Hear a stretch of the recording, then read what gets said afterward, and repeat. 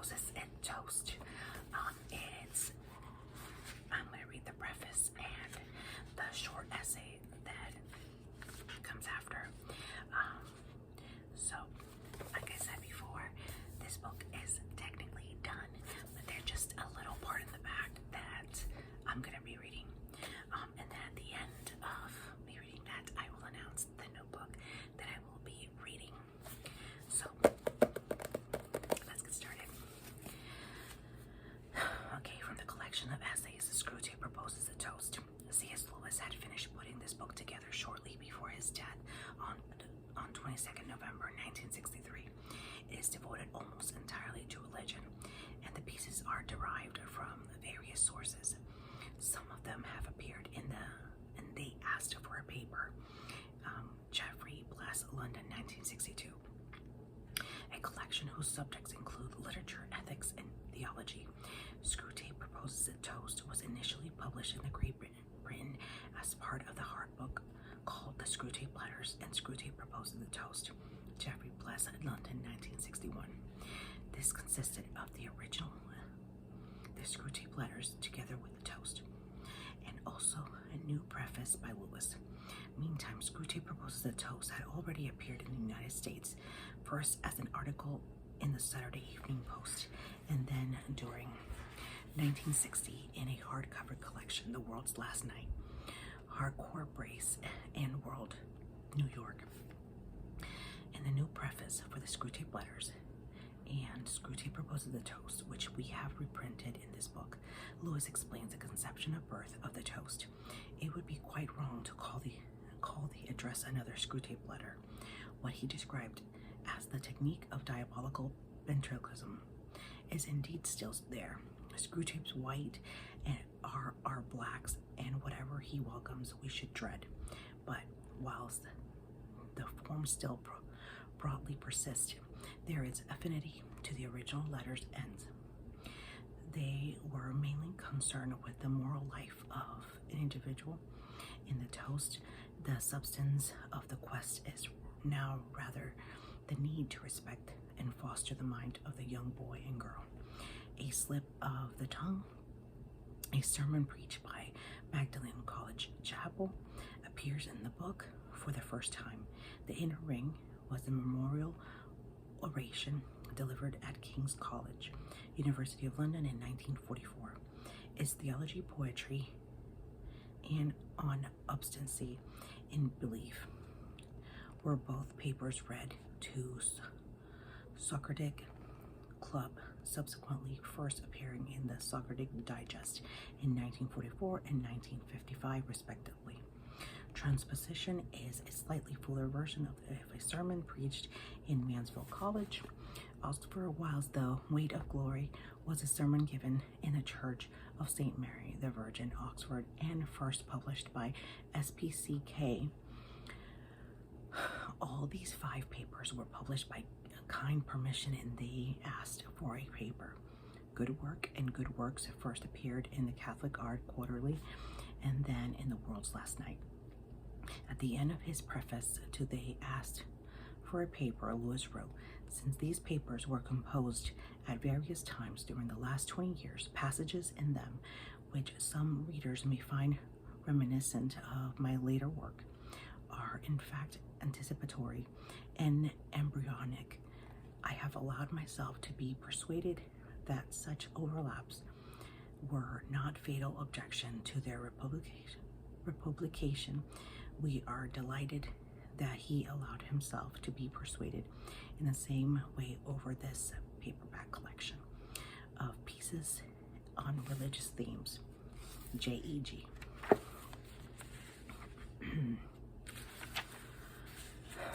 Okay, Screwtape Proposes a Toast. I was often asked or advised to add to the original Screwtape letters, but for many years I felt not the least inclination to do it. Though I had never written anything more easily, I never wrote with less enjoyment.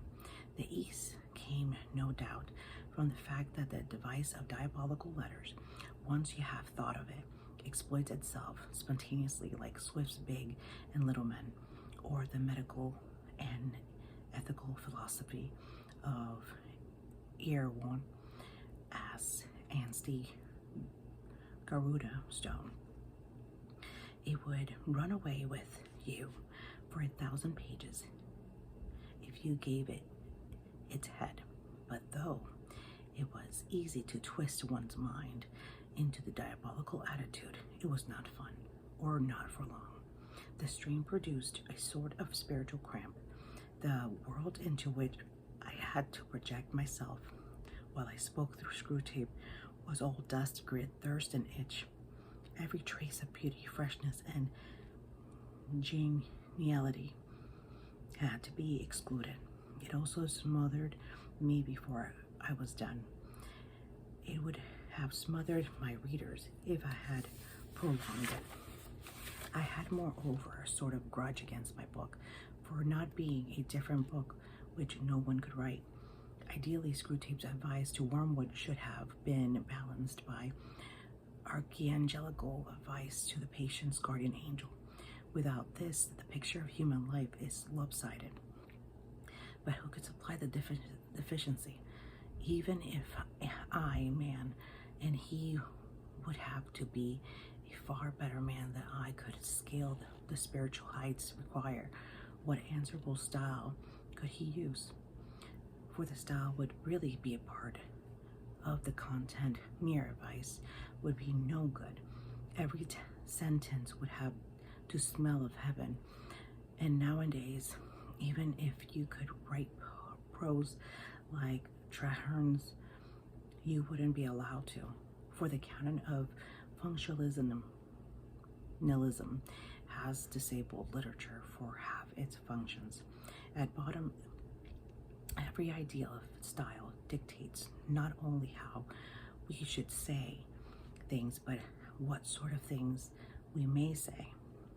Then as years went on, and the stifling experiences of writing the letters became a weaker memory, reflections on this and that which seemed somehow to demand Screwtapean treatment began to occur to me.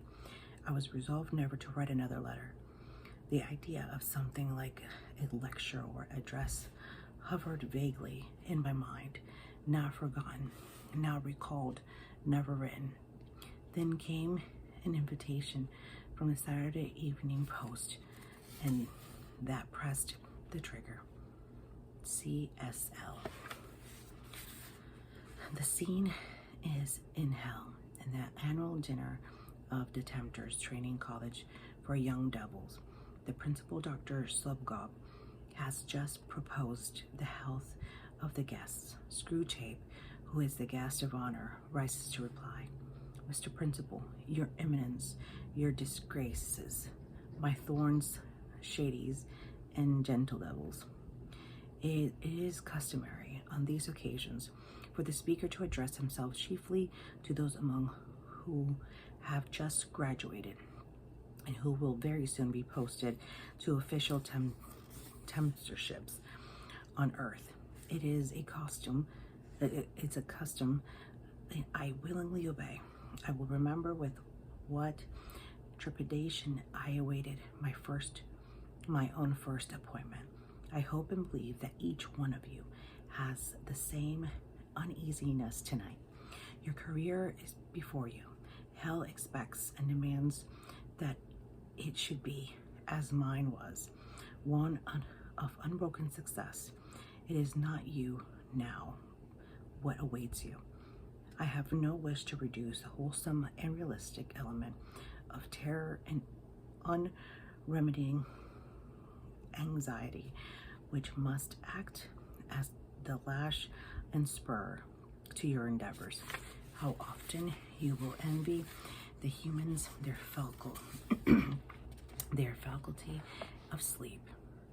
Yet at the same time, I would wish to put you before you a moderately encouraging view of the strategical situation as a whole. Your dreaded principal has included in a speech full of points something like an apology for the banquet which he has set before us. Well, gentle devils, no one blames him, but it would be vain to deny that The human soul on whose anguish we have been feasting tonight were of pretty poor quality. Not all the most skillful cookery of our tormentors could make them better than insipid. Oh, to get one's teeth again into a Farinata, a Henry the 16th, the 12th, or even a Hitler. There was a real crackling there, something to crunch, a range of egotism, a cruelty only just less robust than our own. It put up delicious resistance to belong devoured. It warmed your innards when you've got it down. Instead of this, what have we had tonight? There was a municipal authority with graft sauce, but personally I could not detect in him the flavor of a really passionate and brutal avarice such as delighted one in the great tycoons of the last century.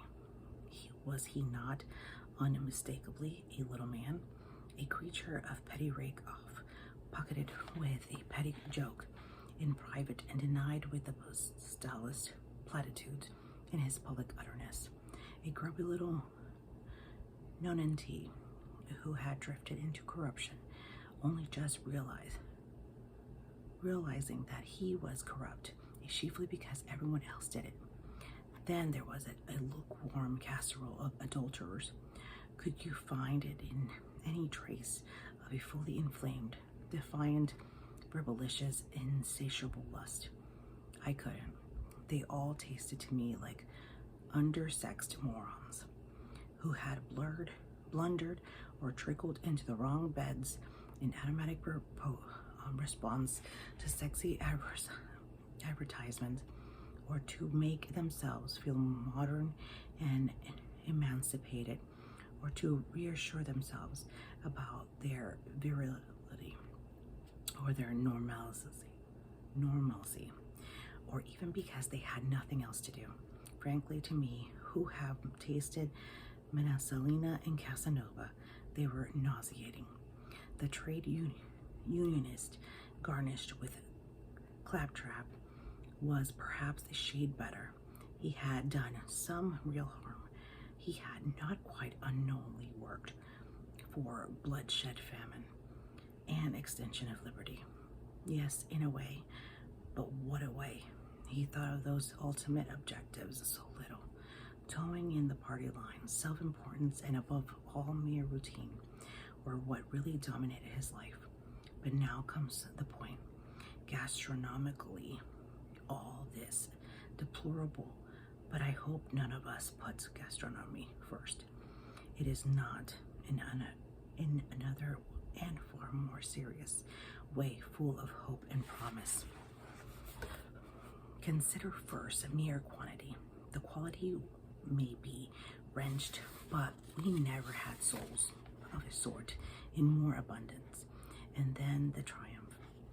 We are tempted to say that such souls, or such residual puddles of what once was soul, are hardly worth damning. Yes, but the enemy was whatever incrustable and perverse reason thought them worth trying to save.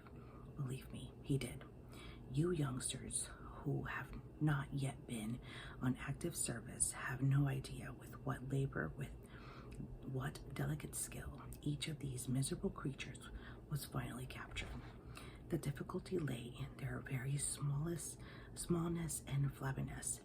Here were vermin, so muddled in mind, so passively responsive to the environment, that it was very hard to raise them to the level of clarity and deliberateness at which mortal sin becomes possible, to raise them just enough, but not that fatal millimeter of too much, for then of course all would possibly have been lost. They might have seen it, they might have repented. On the other hand, if they had been raised too little, they would very possibly have qualified for limbo as creatures suitable neither for heaven nor for hell. things that, having failed to make the grade, are allowed to sink into more or less content subhumanity forever, in which individual choice of what the enemy would call the wrong, turning such creatures are at first hardly, if at all, in a state of full spiritual responsibility. They do not understand either the source of the real character of the prohibition they are breaking. Their consciousness hardly exists apart from the social atmosphere that surrounds them. And of course, we have contrived that their very language should be all smudged and blurred. What would be a bribe in someone else's profession is a tip or a present in theirs. The first job of their tempters was to harden these choices of the hell-worn roads into a habit by steady repetition.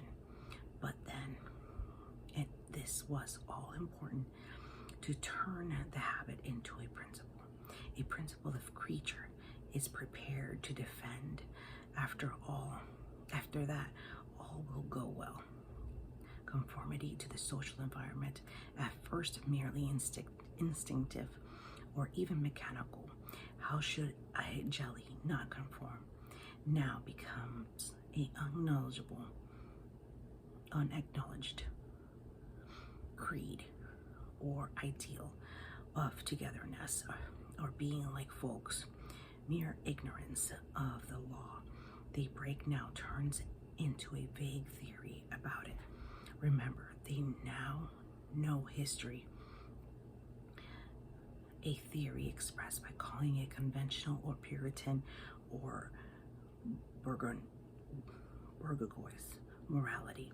Thus, gradually there comes to exit at the center of the creature a hard-tight, settled core of resolution to go on being what it is, and even to resist moods that might tend to alter it. It is a very small core, not all reflective. They're too ignorant nor defiant. Their emotional and imaginative poverty excludes that. Almost in its own way, prim and demure, like a pebble or a very young cancer, but it will serve our turn. Here at last is a real and deliberate thought, though not fully articulate rejection of what the enemy calls grace. This, then, are two welcome phenomena. First, the abundance of our captures, however tasteless our fare. We are in no danger of famine. And secondly, the skill of our tempters have never stood higher. But the third moral, which I have not yet drawn, is the most important of all. The sort of soul of whose despair and ruin we have, well, I won't say feasted, but at any rate subsisted, tonight are increasing it in numbers and will continue to increase. Our advice from lower command assure us that this is so. Our directives warn us to orient all our tactics in view of this situation. The great sinners, those in whom vivid and genial passions have been pushed beyond the bounds, and in whom an immense concentration of will has been devoted to objects which the enemy abhors, will not disappear, but they will grow rare. Our catches will be ever more numerous, but they will consist increasingly of trash which we should once have thrown to Cerberus and the hellhounds as unfit for diabolical consumption. As there are two things I want you to understand about this. First, that however depressing it may seem, it is really a change for the better. And secondly, I would draw your attention to the means by which it has been brought about. It is a change for the better, the great and toothsome Sinners are made out of the very same material in those horrible phenomena. The great saints. The virtual disappearance of such materials may mean insipid meals for us, but it is not utter frustration and famine for the enemy. He did not create the humans. He did not become one of them and died among them by torture in order to produce candidates for a limbo. Failed humans. He wanted to make saints, gods, things like himself. It is a dullness of our present fare, not a very small price to pay for the delicious knowledge that his whole great experiment is bettering out.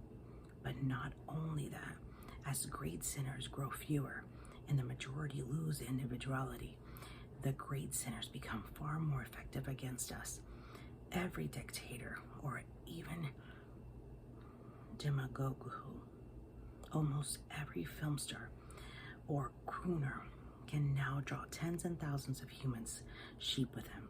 They give themselves, what there is of them, to him, in him, to us.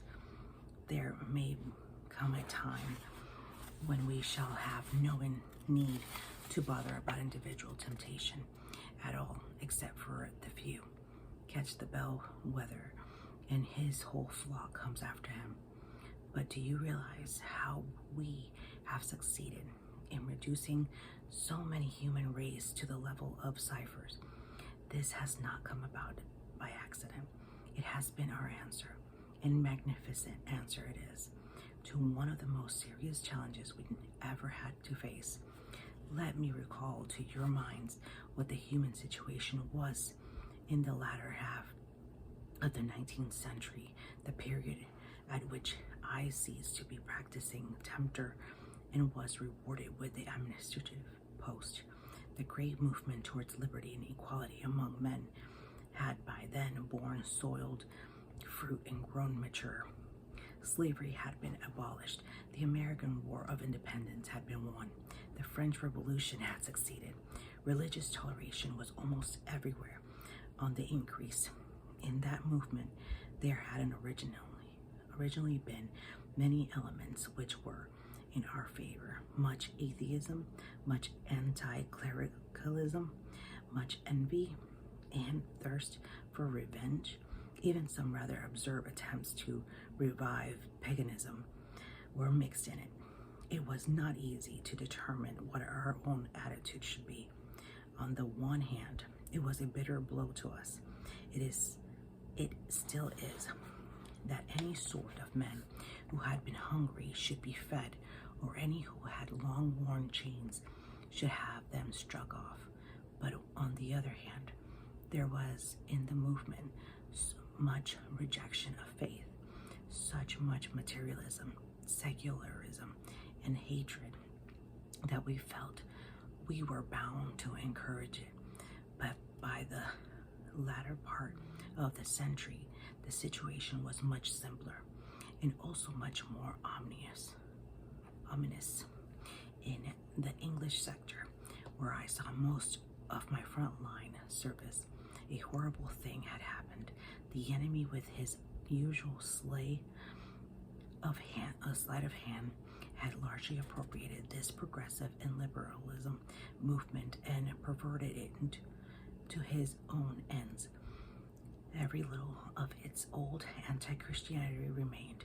The dangerous phenomenon called Christian socialism was rampant. Factory owners of good old type who grew rich and sweated labor instead of being assassinated by their work people, we could have used that, were being frowned upon by their own class. The rich were increasingly giving up their powers, not in the face of revolution and compulsion, but in obedience to their own consciousness. As for the poor who benefited by this, they were behaving in the most disappointing fashion. Instead of using their new liberties, as we reasonably hoped and expected, for massacre, rape, and looting, or even the perpetual intoxication, they were perversely engaged in becoming cleaner, more orderly, more thrifty, better educated, and even more virtuous. Believe me, gentle devils, the threat of something like a really healthy state of society seemed then perfectly serious. Thanks to our Father below, the threat was averted. Our counterattack was on two levels. On the deepest level, our dealers contrived to call into full life an element which had been implicit in the movement from its earliest days. Hidden in the heart of this striving for liberty, there was also a deep hatred of personal freedom. That invaluable man, Rousseau, first revealed it. In his perfect democracy, you remember, only the state religion in permanent slavery is restored, and the individual is told that he has really willed, though he didn't know it, whatever the government tells him to do. From that starting point, via Hegel, another indispensable propagandist on our side, we easily contrived both the Nazis and the communist state. Even in England, we were pretty successful. I heard the other day that in the country a man could not, without permit, cut down his own tree with his own axe, make it into planks with his own saw, and use them to build a stool shed or a tool shed in his own garden. Such was our counterattack on one level. You, who are mere beginners, will not be entrusted with work of fast kind. You will be attached as tempters to private persons, against them or through them. Our counterattack takes a different form. Democracy is the word with which we must lead them by the nose. The one work which our philological experts have already done in the corruption of human language makes it unnecessary to warn you that they should never be allowed to give this word a clear and definable meaning. They won't.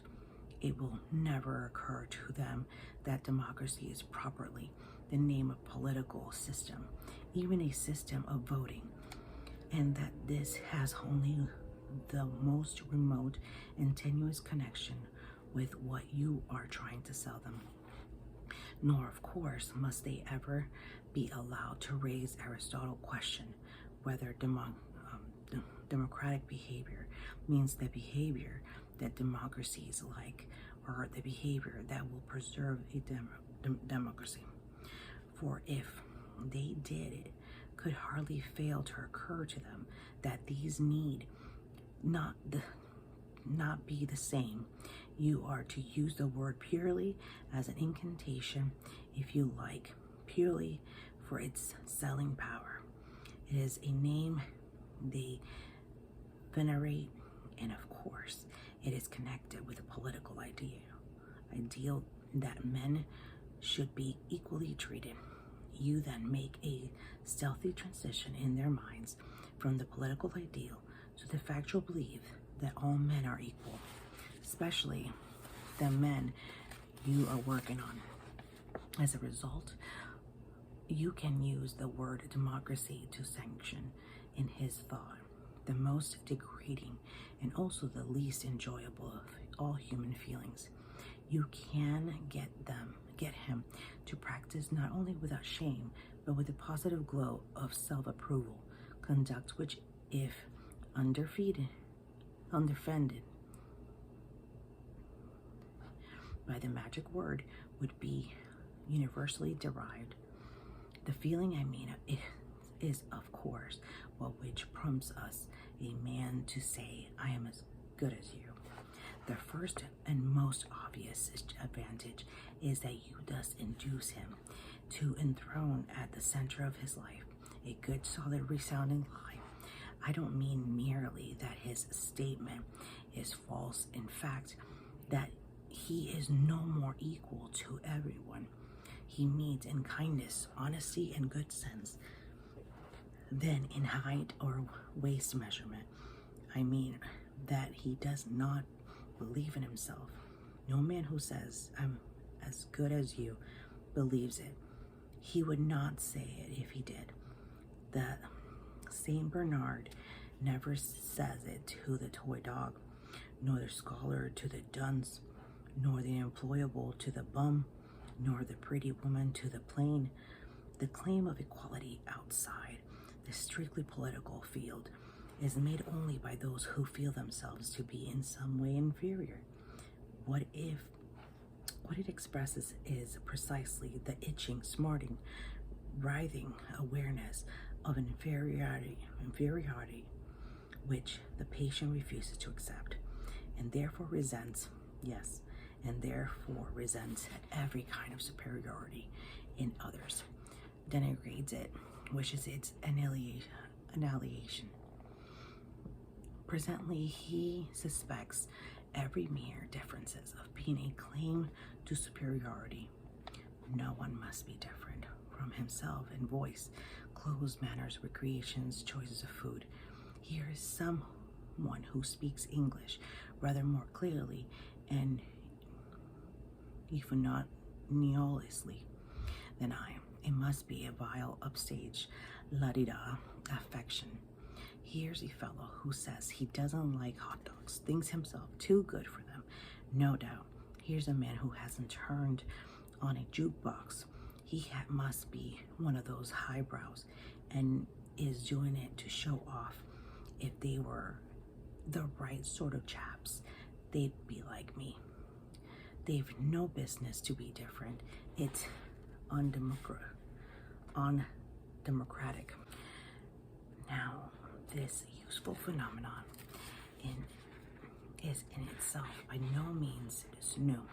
Under the name of envy, it has been known to the humans for thousands of years, but hitherto they always regard it as the most odious and also the most comical of devices. Those who were aware of feeling it felt it with shame. Those who were not gave it no quarter. In others, the delightful novelty of the present situation is that you can sanction it, make it respectable and even laudable by the incantatory use of the word democratic. Under the influence of this incantation, those who are in any or every way inferior can labor more wholeheartedly and successfully than ever before to pull down everyone else to their own level. But that is not all. Under the same influence, those who come or could come nearer to the full humanity actually draw back from it for fear of being undemocratic. I am incredibly informed that young humans now sometimes suppress an incipient taste for classical music or good literature because it might prevent their being like folks that people who would really wish to be and are offered the grace which would enable them to be honest, chaste, and temperate. Refuse it. To accept might make them different, might offend again. The way of life, take them out of togetherness, impair their integration with the group. They might, horror of horrors, become individuals. All is summed up in the prayer which a young female human is said to have uttered recently. Oh God, make me a normal 20th century girl. Thanks to our labors, this will mean increasingly. Make me a minx, a moron, and a parasite. Meanwhile, as a delightful byproduct, the fewer every day, who will not be made normal or regular and like folks, and integrated increasingly tend to become in reality the prigs and cranks which the rabble would in any case have believed them to be. For suspicious often creates what it suspects, since whatever I do, the neighbors are going to think me a witch or a communist agent. I might as well be hanged for a sheep as a lamb and become one in reality. As a result, we now have intelligentsia, which though very small, it is very useful to the cause of hell, but that is a mere byproduct. What I want to fix your attention on is the vast overall movement towards the discrediting and finally the elimination of every kind of human excellence, moral, cultural, social, and intellectual.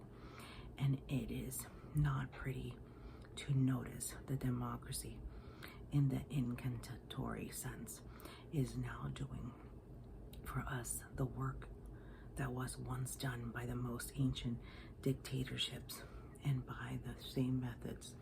You remember how one of the Greek dictators, they called them tyrants then, sent an envoy, another dictator, to ask his advice about the principles of government. The second dictator led the envoy into a field of corn, and there he nicked off with his cane and top of every stalk that rose an inch or so above the general level. The moral was plain: allow no preeminence among your subjects. Let no man live who is wiser or better or more famous or even handsomer than the mass. Cut them all down to the level, all slaves, all ciphers, all nobodies, all equals. Thus tyrants could practice in a sense of democracy, but now democracy can do the same work without any other tyranny than her own. No one in need now go through the field with a cane. The little stalks will now of themselves bite the tops off the big ones. The big ones are beginning to bite off of their own in their desire to be like stalks. I have said that to secure the damnation of these little souls, these creatures that have almost ceased to be individual, is a laborious and tricky work, but its proper pains and skill are expanded. You can be fairly confident of the result. The great sinners seem easier to catch, but then they are incalculable. After you have played them for 70 years, and the enemy may snatch them from our claws in the 71st, they are capable to see of real repentance. They are conscious of real guilt. They are, if things take the wrong turn, as ready to defy the social pressures around them for the enemy's sake as they were to defy them for ours. It is in some ways more troublesome to track and swat an invasive wasp than to shoot at close range a wild elephant, but the elephant is more troublesome if you miss. My own experience, as I have said, was mainly on the English sector. I still get more news from it than from any other. It may be that what I am now going to say will not supply so fully to the sector in which some of you may be operating, but you can make the necessary adjustments when you get there. Some applications it will almost certainly have. If it has too little, you must labor to make the country you are dealing with more like what England already is. In the promising land, in the spirit of I am as good as you has already become something more than a generally social influence. It begins to work itself into the educational system. How far its operation there have gone at the present moment, I would not like to say with certainty, nor does it matter. Once you have grasped the tendency, you can easily predict its future developments, especially as we ourselves play our part in the developing and the basic principle of the new education. It is to be that dunces and idlers must not be made to feel inferior to intelligent and industrious pupils. That would be undemocratic. These differences between the pupils they are obviously and nakedly individual differences must be disguised. This can be done on various levels, At the universities, examinations must be framed so that nearly all the students get good marks. Entrance examinations must be framed so that all or nearly all citizens can go into the universities, whether they have any power or wish to profit by higher education or not. At schools, the children who are too stupid or lazy to learn languages or mathematics and elementary science can be set to doing the things that children used to do in their spare time. Let them, for example, make mud pies and call it modeling. But all the time, there must be no faintest hint that they are inferior to the children who are at work. Whatever nonsense they are engaged in must have.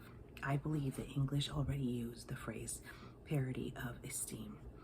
An even more drastic scheme, it is not impossible. Children who are fit to proceed the higher class may be artificially kept back because the others would get a trauma. Beelzebub, what a useful word. By being left behind, the bright pupil thus remains democratically feedered to his own age group throughout his school career. And a boy who would be capable of tackling Aeschylus, or Dante sits listening to his Quovel's attempts to spell out a cat sat on the mat. In a word, we may reasonably hope for the virtual abolition of education when I'm good as you has fully had its way. All incentives to learn and all the penalties for not learning will vanish. The few might want to learn will be prevented. Who are they to overtop their fellows? And anyway, the teachers, or should I say nurses, will be far too busy reassuring the dunces and patting them on the back to waste any time on real teaching. We shall no longer have the plan and toil to spread imperturbable conceit and incurable ignorance among men. The little vermin themselves would do it for us. Of course, this would not follow unless all education became state education, but it will. That is part of the same movement. Penal taxes designed for the purpose are liquidating the middle class, the class who are prepared to save and spend and make sacrifices in order to have their children privately educated. The removal of this class, besides linking up with the abolition of education, is fortunately an inevitable effect of the spirit that says, I am as good as you. This was, after all, the social group which gave to the humans the overwhelming majority of their scientists, physicians, philosophers, theologians, poets, artists, composers, architects, jurists, and administrators. If ever there was a bunch of tall stalks that needed their tops knocked off, it was surely they. As an English politician remarked not long ago, a democracy does not want great men. It would be idle to ask of such a creature whether by want it means need or like, but you had better be clear, for here Aristotle's question comes up again. We in hell would welcome the disappearance of democracy in the strict sense of that word. The political arrangements so called, like all forms of government, it often works to our advantage, but on the whole less often than other forms.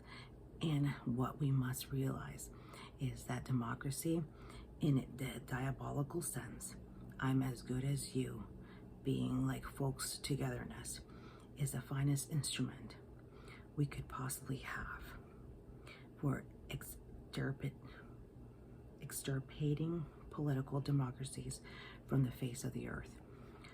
For democracy, or that democratic spirit, diabolical sense, leads to a nation without great men, a nation mainly of subliterates, morally flaccid from lack of discipline in youth, full of the cocksureness which flattery breeds on ignorance, and soft from lifelong pampering. And that is what hell wishes every democratic people to be. For when such a nation meets in conflict, a nation where children have been made to work at school, where talent is placed in high post, and where the ignorant mass are allowed to say all. In public affairs, only one result is possible. One democracy was surprised lately when it found that Russia had got ahead of it in science. What a delicious specimen of human blindness. If the whole tendency of their society is opposed to every sort of excellence, why did they expect their scientists to excel? It is our function to encourage the behavior, the manners, the whole attitude of mind, which democracies naturally like and enjoy, because these are the very things which, if unchecked, will destroy democracy. You would almost wonder that even humans don't see it themselves. Even if they don't read Aristotle, that would be undemocratic. You would have thought the French Revolution would have taught them that the behavior aristocrats naturally like, it is not the behavior that preserves aristocracy. They might then have applied the same principle to all forms of government, but I would not end on that note. I would not, hell forbid, encourage in your own minds the dissolution which you must carefully foster in the minds of your human victims. I mean the dissolution that the fate of nations, it is in itself more important than that of individual souls. The overthrow of free peoples and the multiplications of slave states are for us a means, besides, of course, being fun. But the real end is the destruction of individuals, for only individuals can be saved, or damned, can become sons of the enemy, or food for us. The ultimate value for us of any revolution, war, or famine lies in the individual anguish, treachery, hatred, rage, and despair which it may produce.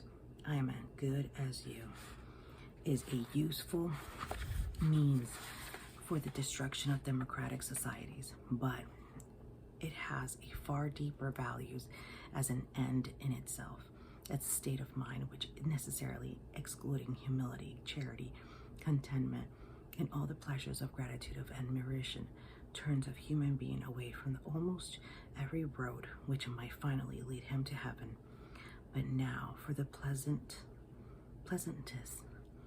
part of my duty. It falls to my lot of proposed on behalf of the guest, the health of Principal Slupkop and the Tempters Training College. Fill your glasses. What is in this, I see? What is this delicious banquet I inhale? Can it be? Mr. Principal, I unsay all my hard words about the dinner. I see and smell that even under wartime conditions, the college cellar still has a few dozen of sound old vintage Pharisee. Well, this is like old times.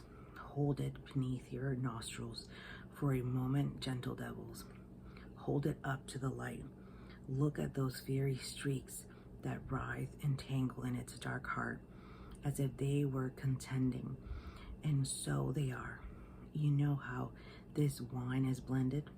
Different types of Pharisees have been harvested, trodden, and fermented together to produce its subtle flavor. Types that were most antagonistic to one another on earth. Some were all rules and relics and rosaries. Others were all drab clothes, long faces, and petty traditional abstinence. from wine or cards or the theater. Both had in common their self-righteous and the almost infinite distance between the actual outlook and anything that the enemy really is our commands. The wickedness of other religions was a really live doctrine in the religion of each. Slander was its gospel, and denigration its litany. How they hated each other up there where the sun shone. How much more they hate each other now that they are forever conjoined but not reconciled. Their astonishment, their resentment, and their combination, the festering of their eternally penitent spite, passing into our spiritual digestion, will work like fire, dark fire, all said and done. My friends, it will be an ill day for us if what most humans mean by religion ever vanishes from the earth. It can still send us the truly delicious sins. The fine flower of unholiness can grow only in the close neighborhood of the holy. Nowhere do we tempt so successfully as on the very steps of the altar. Your eminence, your disgrace, my thorns, shadies, and gentle devils, I give you the toast of Principal Slubgob and the college. The end. Thank you guys so much for watching. Ooh. Hold on. Of course. Well, there's that. Okay, so that's definitely the end now of the Screwtape letters and the Screwtape's toast. So, and that was that. I hope you guys enjoyed. I know I kind of read this one not totally ASMR, not totally whispering, but sometimes, like I said, it just kind of goes off and on and just kind of didn't feel it. So I read it softly. So I hope you guys really enjoyed it.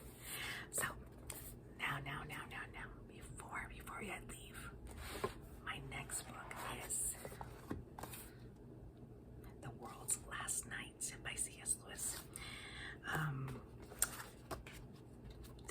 I read this one first, Screwtape letters, because it's gonna say in this book I read that it's going to reference the Screwtape letters. So it's a skinnier book. It's 7 chapters, and